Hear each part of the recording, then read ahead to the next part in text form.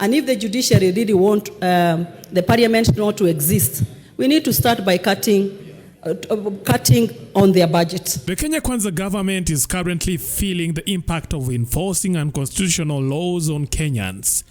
Just hours after the Court of Appeal declared the Finance Bill 2023 unconstitutional, various government-affiliated MPs visibly agitated and gesticulating passionately by throwing their hands in the air like West Coast rappers protested against the court's ruling. I'm here wondering whether another judge now will tell me or tell this House that we must go to the public for public participation.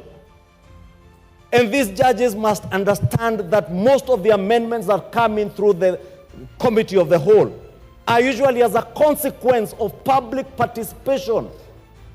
Led by Kimani Ichung'wah and Thika Town MP Alice Ng'ang'a, who expressed frustration at what they perceived as a judiciary constantly clashing with the government, Ng'ang'a claimed that the judiciary is becoming a significant obstacle for President Ruto's administration.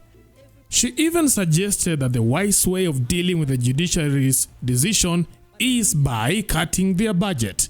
Listen to what she said right here. Every person stick to their own role. As we come here to make laws, but immediately we do that, the judiciary find it fit to go and annul everything that we have done here. So what is the point of having this house? If everything we are going to be passing in this house, they are going to be finding it not fit to be part of the laws that we pass in this parliament. I would say every person to stick to their own duties. And if the judiciary really want the parliament not to exist, we need to start by cutting on their budget. Because if we don't give them money, if they feel the pinch and the heat of us not giving them money, then they will make sure when they are making rulings, they know those rulings affect the entire nation. So where they sit, if they can wake up in the morning, they have fuel in their car and they have salaries, they don't care of the rest of the Kenyan citizen. That one is very wrong. The escalating battle between the judiciary and the government has now drawn in various lawmakers who are defending the judiciary. Former Law Society of Kenya President Nelson Havi criticized Alice Ng'ang'a, attacking her for threatening to cut the judiciary's budget. This is what Nelson Havi wrote on Twitter.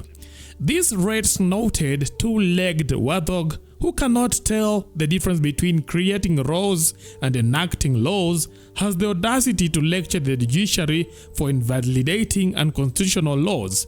In Kenya, we do not have a problem in parliament.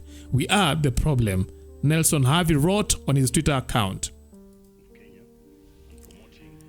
The ongoing conflict between the president and the judiciary has frequently made headlines. On one side, the president would accuse the judiciary of being biased, and sometimes he would even go against the court's decisions. Na hata wale muko na maamuzi mahali muko, mujue ya kwamba you cannot sabotage the employment of 1 million Kenyans because of selfish political interests.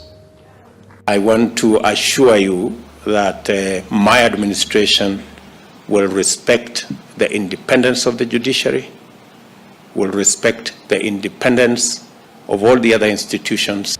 Na mimi siwezi kubali kwamba tuko na nchi ambayo watu wachache wanazuia ndio watu wengi wasifaidike. For instance, the president sent police to Haiti despite a court order barring him from doing so. Following the judiciary's ruling against the Finance Bill of 2023, the government now has the option to appeal to the Supreme Court, the highest court in Kenya, in hopes that it will rule in their favor.